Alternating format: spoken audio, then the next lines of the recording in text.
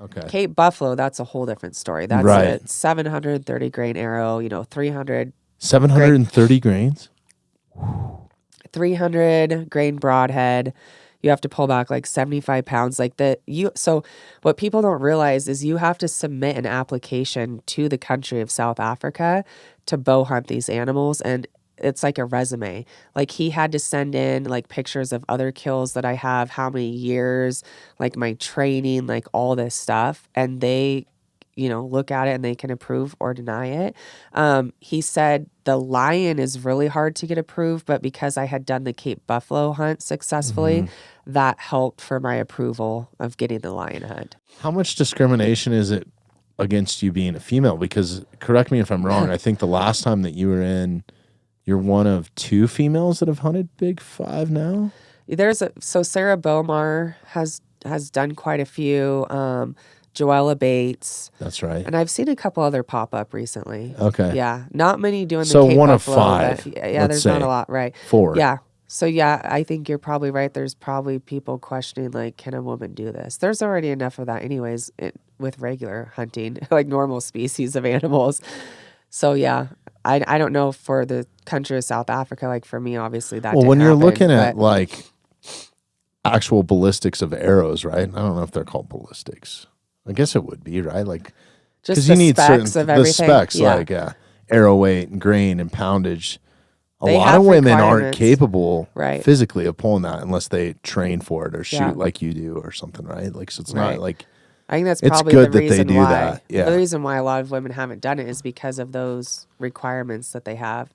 Yeah, he has to send everything. The brand of bow that I'm using, the arrow, I mean everything. So do they like double check that when you get there, or what's to say that you couldn't just lie on the They application? leave it up to the PH that he has good morals and that he's being truthful. Because if he did get audited or checked, I don't know what you'd call it, and he lied on something, like that's his whole career. So they're probably assuming they're not going to risk lying about stuff, Right. So I don't know what the checks and balances are as far as government looking in further after. I think they're pretty high after talking to like Robbie and stuff. Like it's like to be a PH there's a reason why they're called a professional hunter and not just like a hunting guide. Like, yeah, I think it's pretty stringent. It is, yeah. And he's a good guy, and I've hunted with him for years, and so I wouldn't, like he says, he won't just take anyone out to shoot a lion and a Cape buffalo with a bow. Like he has to have trust in me, and same thing with him. Like he's very experienced. He's a very good bow hunter, and I wouldn't want to just go out with anyone. So there's a lot of homework, leading up to that, a lot of training. Like it's not like I was just like one day, oh, I'm going to go shoot a Cape buffalo and pack my bags and went and did it. Like there's so much behind the scenes that happen that people don't realize to make it all come together and be successful. Yeah. And I see the reasons why a lot of people do have unsuccessful hunts, because that's what they try to do. They're just like, oh, this sounds cool, I'm going to go do this. And then it ends up in a disaster. And that's when you see those crazy videos online of people getting charged and killed and all that stuff that happens. But when you have good people that are on the same page and you have a plan and you've talked about it, and everyone is good at what they do and experience, like it's everything, all the stars have to align for that to be a successful hunt. And so I just feel like I did my due diligence. I did what I needed to do ahead of time, and that was part of the reason why it was successful. Your gear and that sort of stuff is a huge part of that, right? And being confident and successful with your gear, right? So how much training were you doing? I know you shoot probably like every day if you could, right? Yeah. Like, you shoot traditionally too? Yep. I think the last time you were here, you bought a bow. Probably. Don't say that. My husband might kill me. People were letting me shoot their recurves on the course out there.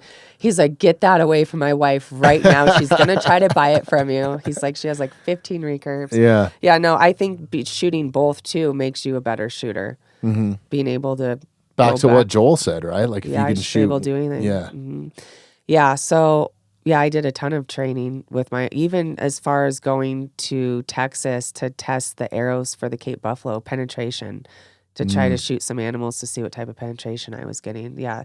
And then obviously like working out at the gym an insane amount to try to get the muscle to increase my poundage to 75 pounds. Mm-hmm. Like I didn't have to do as much of that for the lion hunt as I did for the Cape buffalo. But yeah, the Cape buffalo is insane. Yeah. And what are their hides like? I mean, is it so just thick? Super... Not only so thick, but they go in the mud and they get that thick layer of It's mud. probably got rocks and sticks. And So yeah, it's like the adobe or mud something. is like as hard as this table that's on their hide. Yeah, it's and like then their hide concrete is almost, thick. right? Yep.